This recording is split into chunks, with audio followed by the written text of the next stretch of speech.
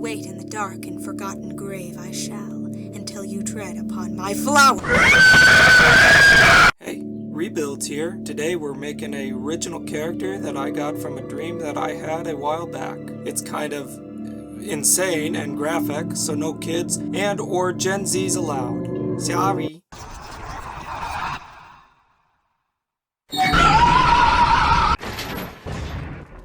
Let's make a coffin, and surprisingly, I'm using wood. After getting rid of that stupid roundy bit, we needed to age these sticks. My preferred choice is X-Acto blade. Huh, blade's broken, bro. What's this? Oh, thank you, Kawaii. I beat the tar out of the sticks, then cut a bunch of them into various shapes. The reason behind why I'm starting with the coffin, because once made, I'm going to use it as the scale reference for everything else. Once dried, I assembled the glued pieces into what I'm calling a classic coffin shape. Painter's tape helped, but not as much as this cardboard template I made off camera. I used it to make the back, but more importantly, I used it to make the front as well. Now, I heavily beat up the front, more than anything else. I even went as far as cutting out a bit of it, not only to age it, but for another reason we'll get into later. Now, before we glue the top on, we need to paint it. But what color? Oh, a perfect brown. Thank you again, Kawaii. Why are you being so nice? Once I base coated it, we can glue on the front. Or would that be the door? It doesn't matter. I wanted it to be in this exciting half-open look, so I added a scrap piece of wood to hold it into place. Next, let's cut some of this crafting foam, but I can't seem to find my ruler anywhere. Oh, Kawaii again is very helpful today. You're up to something, I know it.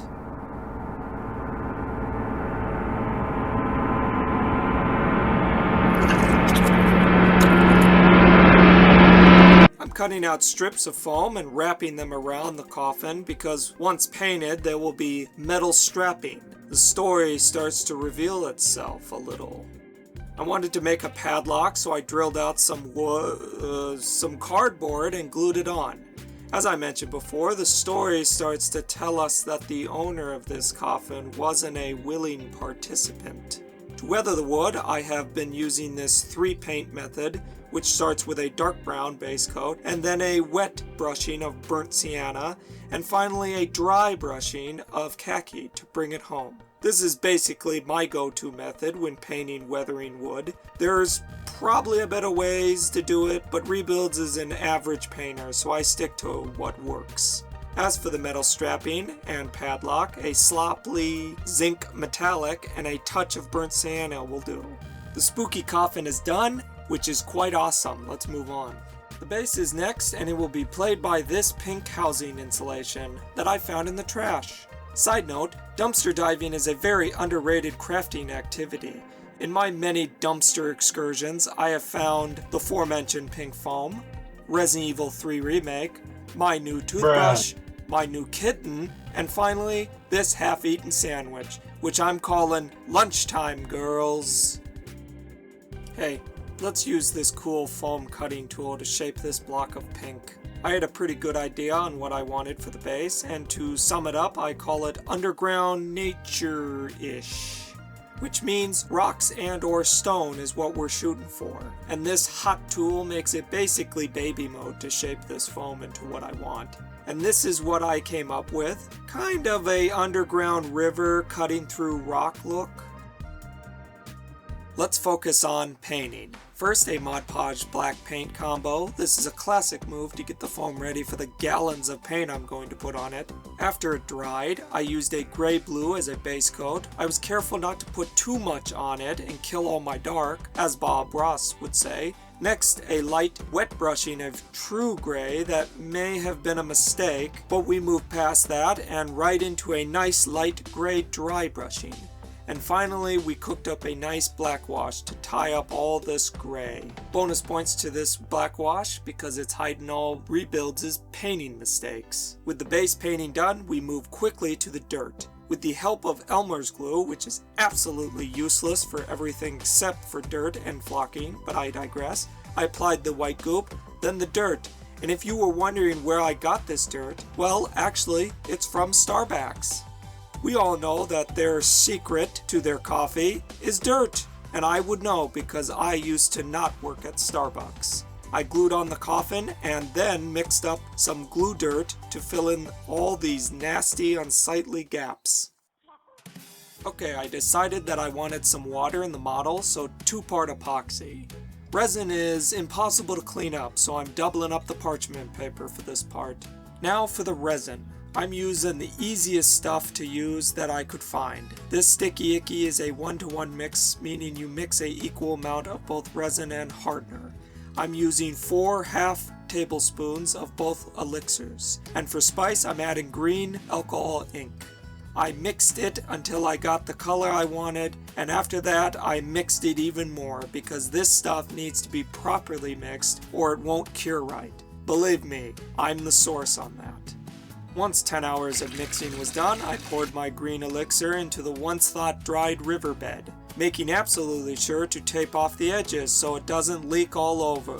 Oh, okay then. 24 hours later, it was dry and I was, quite frankly, kinda surprised it cured, because mixing large quantities of resin have the potential of failing miserably, because the mix rates can get all out of whack due to poor measuring and poor pouring and poor everything. Believe me, I'm the source on that.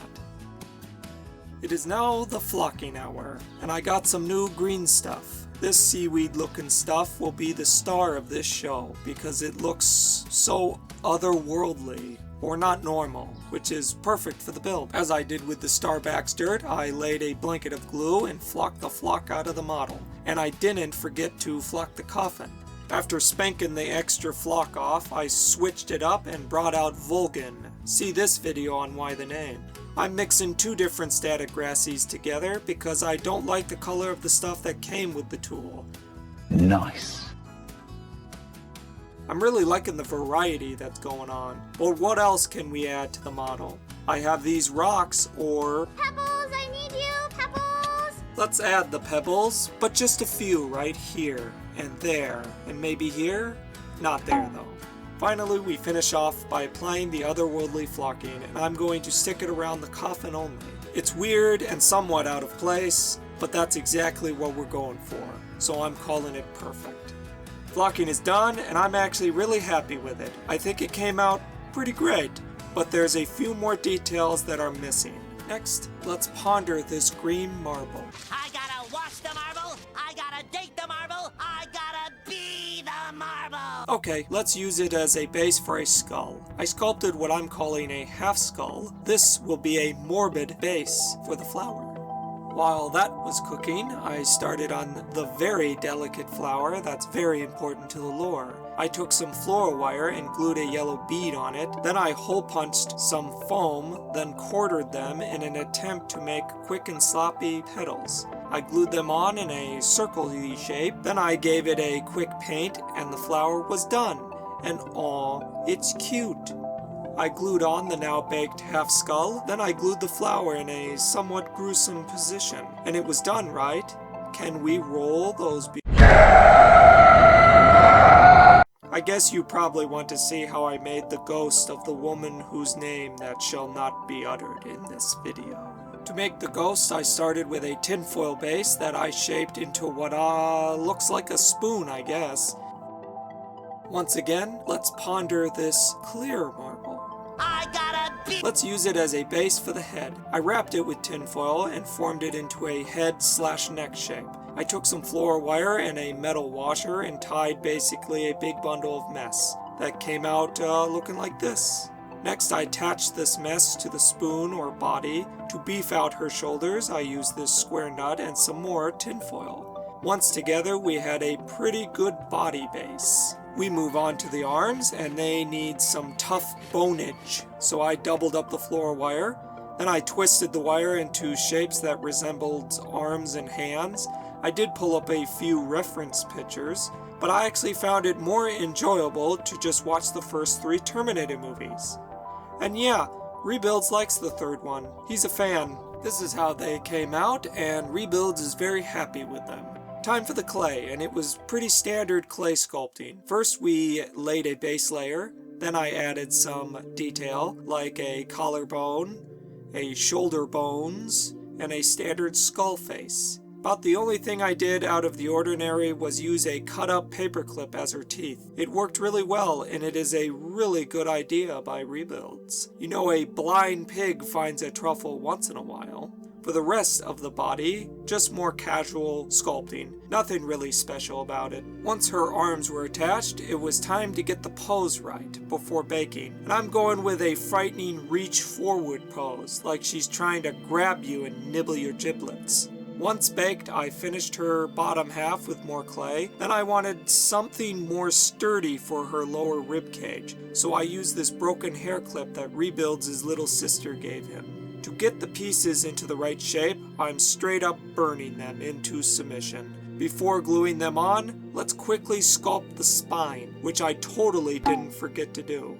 Another thing Rebuilds may or may not have forgotten about was the hair. I busted out my top-of-the-line clay that is very expensive, and for that reason alone, I used it very sparingly.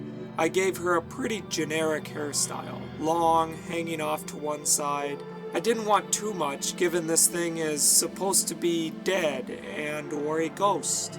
After that baked, we were finally ready to glue on the ribs, and I did touch them up a bit with a little air-dry clay just to make them look a little better. And yes, I am aware that they look like lobster legs, but we'll fix that shortly in the painting phase. Next, the clothing. I'm using paper mache. Check out these videos for more details on this.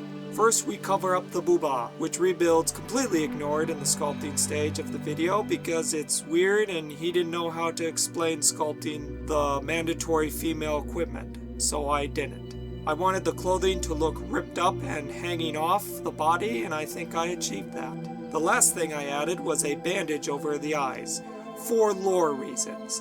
We move on to painting. I started by painting the whole thing with a buttercream white. Next, I used a dark red on all the non-bony parts. Then I dry brushed the dark red with a lighter red. After that, I painted the clothing a nice laboratory gray. And finally, I painted the eye bandaging with an off-white. Next, I gave the monster a black wash bath. And lastly, a dry brushing of straight-up white. See? No more lobster legs. We're all done. Now we can roll those spooky beauty shots. Tread upon my flower if you dare. I rise from the ashes of forgotten days, seeking, always seeking, never found. I lay in ponds of discontent. My dreams of sight I lost. Cannot see, my eyes stolen from me. The precious flower, my only source. So delicate, so soft, so tempting to squash. Tread upon it if you dare, and suffer the malice of suffocation. Crush, crush. Give it back. My kin, my treasure, my child of green eyes. Come back to me. Woe to thee who dare to take from me, to walk upon my sacred ground. Devour them all, I will. No. Must be in the silence. Await I shall. Quiet I will. Wait until you tread upon my flower. Oh, you're still here. Well, that was basically the gist of Rebuilds' stream. I hope you enjoyed this build in the video. It's weird and quite frankly a little spooky, but that's pretty much what Rebuild Studio is, a weird crafting channel that no one can predict what will happen next. And if this video didn't scare you off, give it a like. And if you're a tormented soul like Rebuilds, then consider subscribing. Be sure to check out my other spicy original build. It's not quite as psychotic as this one, but it's good in its own way. Feel free to leave a comment down below giving your analogy of the creepy dream Rebuilds has had. Well, that's enough of a deep dive in the mind of Rebuilds for today. Was that too weird for a YouTube video? Maybe. Be kind, rewind, and I'll see you in the next one. Later!